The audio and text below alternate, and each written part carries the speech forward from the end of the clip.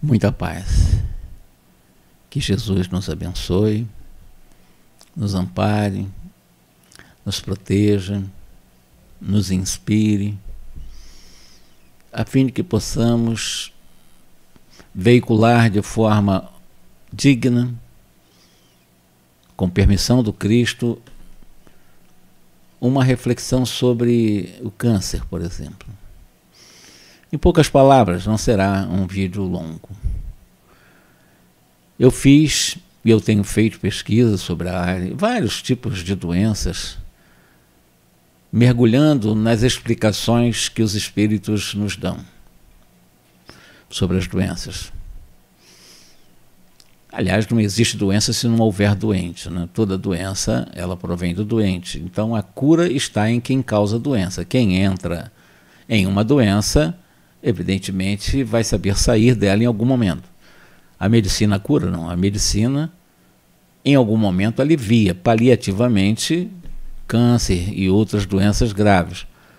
Mas enquanto o doente permanecer na doença, que é a causa daquela doença, em algum momento, se não nessa, em outra encarnação, a doença retorna. Então, a medicina não tem capacidade de curar doente, ela pode aliviar de forma paliativa a doença, que é o efeito.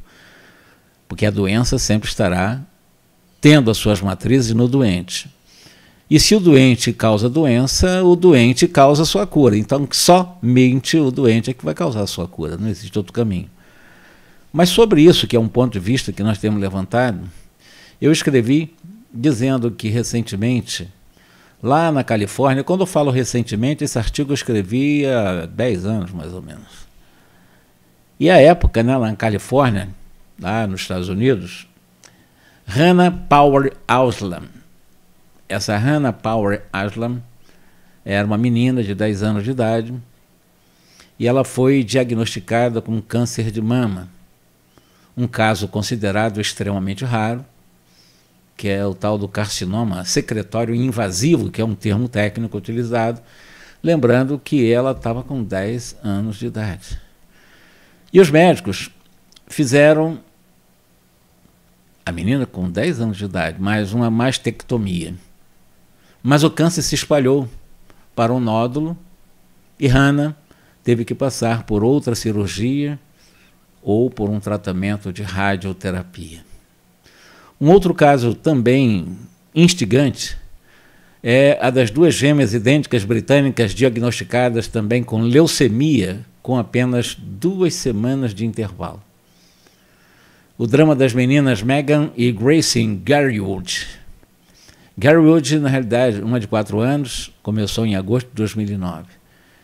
Ela recebeu a notícia de que você tem 3 filhos e 2 deles têm câncer, é inimaginável, afirmou a mãe de uma das meninas. E realmente não é fácil.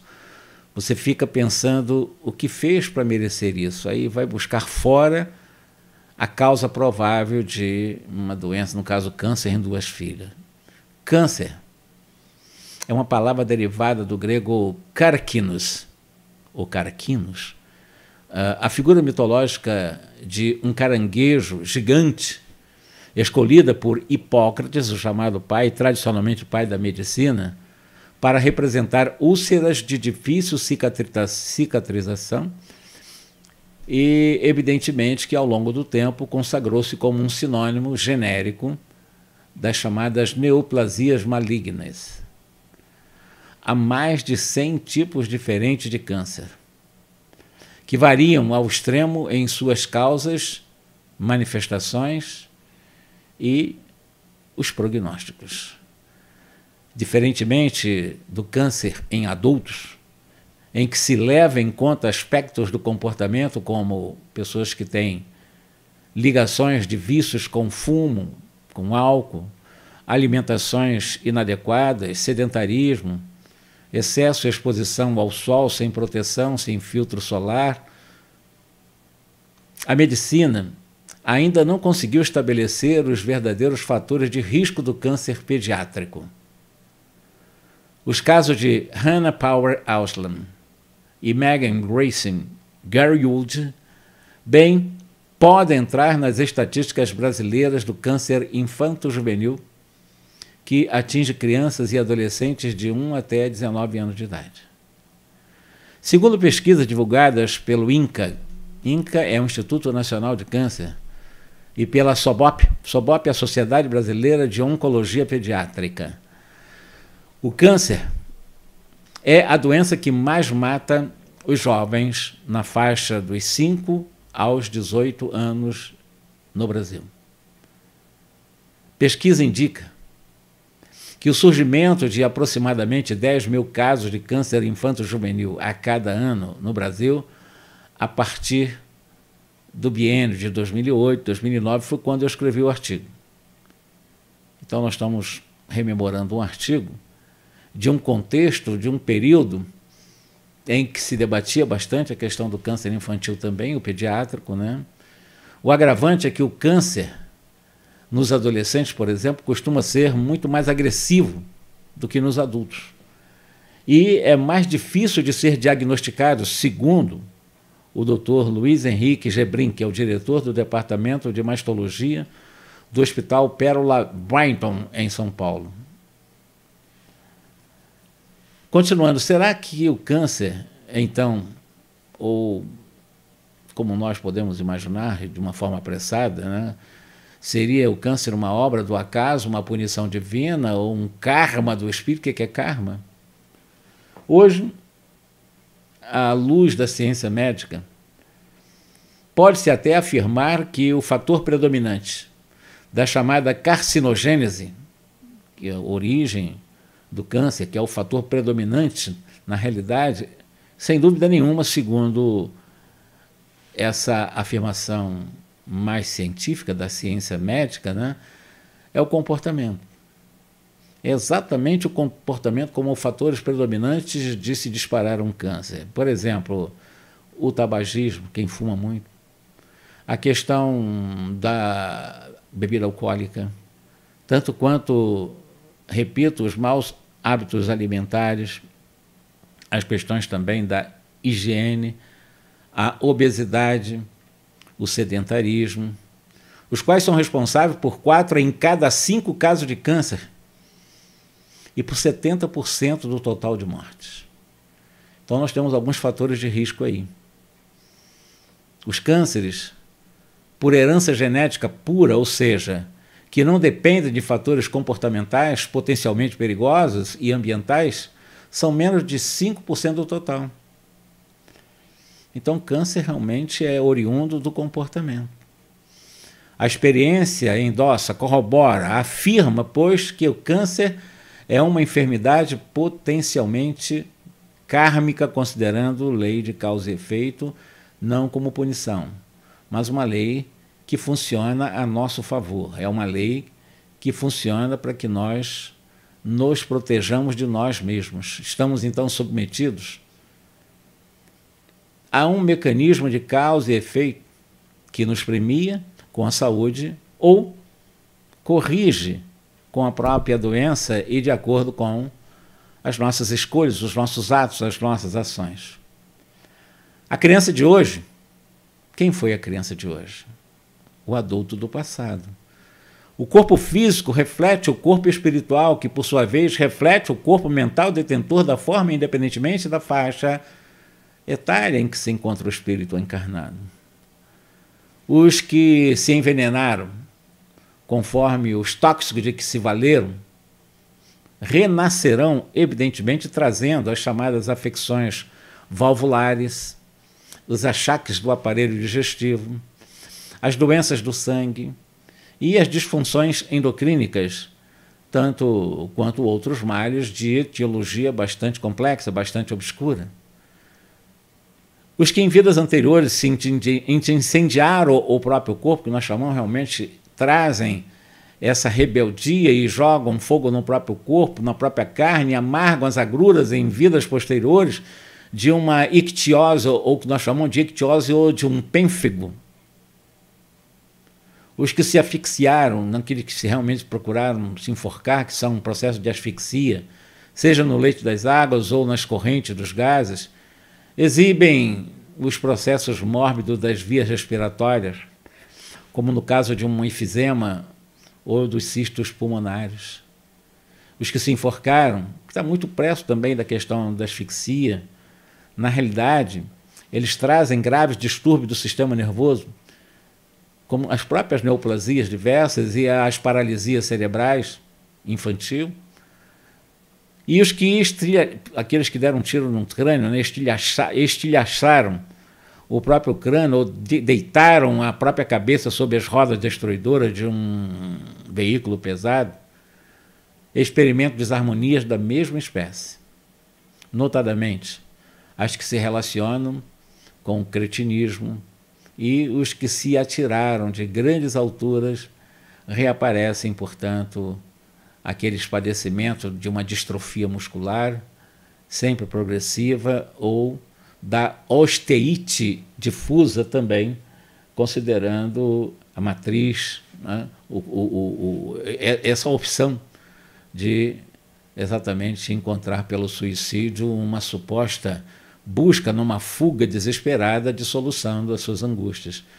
Tudo isso que eu falei aqui, de causa e efeito, que não é simplista, é real, é o Chico Xavier que nos traz no programa Pinga Fogo, quando realizado no começo, no início da década de 70, né, pela TV Tupi. Nós concordamos plenamente com ele. A cura para o câncer não deverá surgir nos próximos 10 anos. E quando eu falo 10 anos, escrevi há 10 anos. É o que afirma o articulista da revista Time, Shannon Brownlee. Esse especialista, articulista, que escreve para a revista Time, o Shannon Brownlee, ele faz uma afirmação, e hoje nós vimos realmente qual é a cura que tem para o câncer. Você pode controlar. Porque a cura está dentro do doente. O doente é que se cura. Você, paliativamente, pode usar uma radioterapia, uma quimioterapia e outras terapias, mas enquanto o doente não se curar, a doença permanecerá. Ela pode até se afastar e transitoriamente desaparecer, mas ela retorna. Enquanto o doente não corrigir a matriz que leva a essas disfunções, considerando a lei de causa e efeito, que não é uma lei punitiva, mas é uma lei que nos chama para o reaprendizado. E aí, no caso, de uma forma muito severa, em algum momento, porque um câncer realmente não é uma simples gripe, mas construído pelo canceroso. Não há como, não vem de fora. Deus não castiga, Deus não pune, Deus não censura. Deus é amor. Então Deus não está provocando em nós doenças. Doenças são causadas por nós. Não adianta acharmos que Deus está punindo, ou a vida está punindo. Nem a vida pune, a vida ama também, porque a vida é Deus. Deus é o autor da vida. A vida é uma fonte inesgotável. Então é muito importante nós pararmos para pensar de que o autor do câncer, em qualquer grau que ele esteja, sou eu, o doente. E é exatamente o doente que entrou no câncer que precisa aprender a sair, e a lei de causa e efeito, ela age em nosso favor para podermos sair exatamente diante dos desafios ou da experiência desafiadora de um câncer. Talvez até mesmo os cientistas nunca encontrem uma única resposta, um único medicamento capaz de restaurar a saúde de todos os pacientes com câncer. Porque um tumor não é igual ao outro. O mesmo tipo de câncer não desenvolve-se da mesma forma em outro com o mesmo câncer. Os espíritas, nós sabemos que não existem doenças, e eu repito, existem doentes. As doenças são efeitos. As pessoas que vão buscar até mesmo curadores do além, esses médiuns curadores e tal, para tentar curar um efeito mantendo a causa, esse efeito só é realmente, digamos assim, jogado um pouquinho de lado, mas ele vai voltar, e vai voltar com força. Então, uma casa espírita nem precisa nem priorizar esses negócios de trabalho de cura. O espiritismo e a casa espírita precisa priorizar núcleos de estudos, de esclarecimento, para que você mude a forma de pensar, para que você mude a forma de agir, e você crie outras causas para a saúde, não manter as causas para manter a doença. Porque as pessoas vão lá, se curam, mantendo a causa que levou àquela doença que supostamente foi curada, ela vai voltar com muita força. Então o objetivo de uma casa espírita não é curar corpos, é despertar consciência. E isso é muito importante. Então não existe doenças, existe doentes. Em verdade, todos os sintomas mentais depressivos influenciam as células em estado de mitose, processo de a sua multiplicação, as suas divisões, estabelecendo fatores, muitas vezes, de desagregação em função da própria depressão. O seu sistema imunológico vai lá embaixo e os processos reprodutivos ou de multiplicação ou de funcionamento normal das células, na sua dinâmica, na sua sinergia, elas criam algum tipo de desarmonia e acabam realmente tendo problema, e aí pode surgir exatamente um câncer. Apesar dos consideráveis avanços tecnológicos em busca do diagnóstico precoce e até mesmo da terapêutica ou do tratamento eficaz, a medicina e a ciência em geral estão ainda distantes de dominarem o comportamento descontrolado das células neoplásicas. Não há como. É doente e doença, é doença e doença, doente e doença. Enquanto o doente não se curar, a doença permanecerá. Mesmo que você, eu repito, você afaste a doença com os remédios, com a medicina, você faz uma cirurgia, você faz uma radioterapia, uma quimioterapia, afastou um pouquinho a doença, mas ela volta. Somente quando o doente sair da doença, a doença vai embora.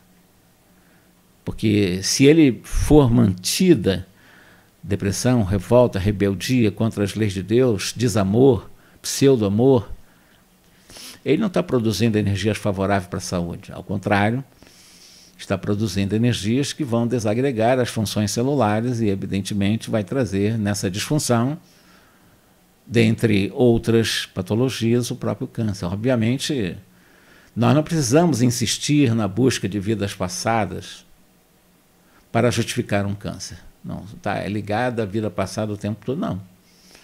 As estatísticas demonstram grande incidência de câncer, por exemplo, no pulmão, em pessoas que fumam na atual encarnação. Então não é um câncer do passado, é um câncer do presente. A pessoa que bebe muito, ela está destroçando seu aparelho digestivo, seu fígado também. Como é que vai dizer que é do passado? Não, é da vida presente. O câncer tem raiz nesse comportamento de desequilíbrio pelos vícios, e muitas formas de cânceres têm a sua gênese no comportamento moral insano atual, nas atitudes mentais agressivas, nas chamadas postulações emocionais doentes, enfermiças. O mau humor. Sim, o mau humor é fator cancerígeno, para quem não sabe. Porque o mau humor ataca uma larga faixa da sociedade estúrdia. As pessoas estão sempre mal-humoradas. Não conseguem encontrar um espaço no coração para a leveza, para a suavidade, para o contentamento, normalmente, em suas depressões, nas suas angústias e auto-rejeição. Alimentam energias tóxicas que vão desagregar a sinergia da harmonia por um processo de um sistema de homeostase, que é o corpo permanentemente lutando para ter saúde e nós combatendo esse sistema harmônico, né, que é a saúde do perispírito e do corpo, por uma mente tóxica, pelo mau humor, o ódio, o rancor, a mágoa, a irritabilidade, a ira, a cólera, são tóxicos fulminantes, porque eles vão, de alguma forma, vão deteriorar, vão interferir diretamente no oxigênio da saúde mental e da saúde física, como consequência também, e consomem a energia vital e abrem espaço que nós chamamos de intercelulares para a distonia e instalação de doenças, exatamente até porque há aí uma desoxigenação, você não vai oxigenar de uma forma adequada por causa dos tóxicos fulminantes do ódio, da revolta, do rancor, da mágoa, da ira, vai interferindo entre as células e vai criando exatamente essa distonia, instalando-se uma doença grave, uma neoplasia. São Então, esses fatores, os agentes poluidores e responsáveis por distúrbios emocionais e de grande porte, considerando inclusive que são eles os geradores de perturbações dos aparelhos respiratório, digestivo, circulatório, ódio, mágoa, ira, mau humor. São responsáveis porque cânceres físicos são matrizes de desordens mentais e desordens também sociais que abalam a vida, falando de alguma forma sobre a própria doença kármica, considerando a lei de causa e efeito não como punitiva, utilizando o termo sânscrito karma, que não é um termo tão comum entre nós espíritas, mas considerando a lei de causa e efeito não como punitiva, mas uma lei que, repito, existe para que nós nos protejamos de nós. É uma lei que nos chama para a responsabilidade ou responsabilização dos nossos atos errados ou certos, né? E o karma, no caso dos hindus, tu tem o dharma, tu tem o karma, são termos deles, mas que nós sabemos que a lei de causa e efeito existe, é uma lei moral. E, evidentemente, falamos sobre doença kármica. O câncer pode até eliminar as sombrias atitudes erradas do passado. Em algum momento pode. Pode diminuir um pouco as sombras do passado, sim. Mas isso não quer dizer que diminuir a sombra do passado você esteja iluminando a estrada do futuro. Ainda há todo um trabalho a ser feito para que você possa iluminar-se para iluminar os seus passos. Só pela autoiluminação. Não adianta que você não vai iluminar ninguém. O trabalho é de alto amor. Brilha a vossa luz para você poder realmente iluminar os seus próprios passos. Isso depende das nossas ações, da maneira como nos encaramos, como nós arrostamos os problemas e as próprias doenças. Quando a nossa reação diante de uma dor não oprime aqueles que nos rodeiam, nós estamos nos redimindo, habilitados a um futuro luminoso. Eu diria até que, quando eu falo reação, a reação vem após uma ação. Quando você reage é porque você não se programou para viver. Quem está sempre reagindo, ela não antecipa aquilo que vai acontecer. Porque a reação vem daqueles que não sabem planejar para antecipar prováveis obstáculos para você agir diante dos obstáculos e não reagir. Mas, de qualquer maneira, diante da própria dor, que eu não tenho necessidade de transformar em sofrimento, porque sofrimento é a não aceitação da própria dor que todos passamos. Então, diante dessa realidade, nós precisamos realmente nos redimir, nos reabilitar, acreditando num futuro melhor, para nós, para os nossos, para aqueles que nos acompanham. Quando nos rendemos ao desequilíbrio, a revolta, a rebeldia, o orgulho, a vaidade, a prepotência, ou estabelecemos perturbações em prejuízo contra nós, nós plasmamos nos tecidos fisiopsicossomáticos. Então, estou falando do corpo físico, estou falando no corpo mental, estou falando no corpo perispiritual. E isso vai acontecer exatamente porque eu vou formando nesses tecidos sutis determinados campos de ruptura na harmonia da sinergia celular, criando uma predisposição exatamente doentia, mórbida para essa ou aquela enfermidade. E, consequentemente, toda a zona atingida torna-se passível de invasões de micro-organismos, muitos deles profundamente fulminantes, arrasadores, vampiros terríveis que deterioram a harmonia da saúde. Uma outra situação muito complicada é a questão do aborto. Olha que situação. Falando do câncer, que vem ou advém em função de várias atitudes emocionais, ódio, ira, revolta, mágoa, etc., e a questão do aborto, que oferece funestas intercorrências para, sobretudo, as mulheres que a ele se submetem, impelindo-as a desencarnações prematuras, seja pelo câncer ou até por outras doenças de formação obscura, quando não se anulam em aflitivo processo de obsessão e, às vezes, loucura. O conhecimento que o Espiritismo nos fornece, o Espiritismo não impõe nada. Todas as lições do Espiritismo são convites para a nossa mudança e não são imposições. Então, o conhecimento de Allan Kardec, o conhecimento da doutrina espírita, nos auxilia a transformar essa carga mental de culpa ou de tóxicos mentais incrustada no próprio perispírito e nos possibilita melhor ou maior serenidade diante dos desafios da própria doença se surgir. Isso culminará ou influenciará no sistema imunológico de cada um de nós. Os reflexos dos sentimentos, dos pensamentos negativos que alimentamos se voltam sobre nós mesmos depois de transformados em ondas mentais, tumultuando as nossas funções orgânicas. Olha aí a força do pensamento. Para todos os males, ou qualquer outras doenças, é importante nós filtrarmos o nosso pensamento, os nossos sentimentos, as nossas emoções, centremos os nossos pensamentos em Jesus, pois o nosso bálsamo restaurador da saúde é.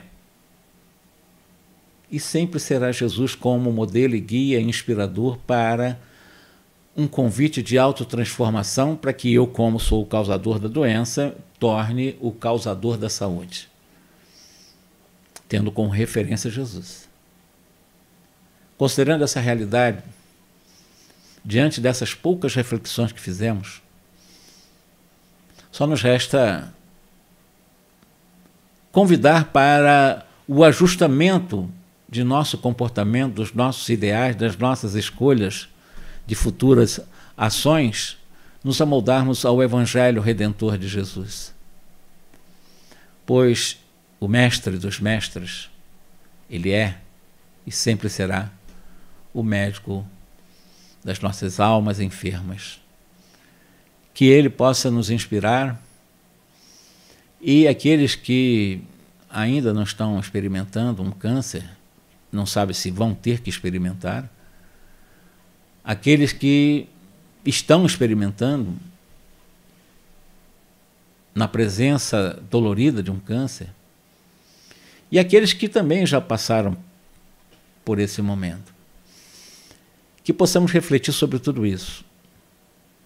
Não há doenças, há doentes.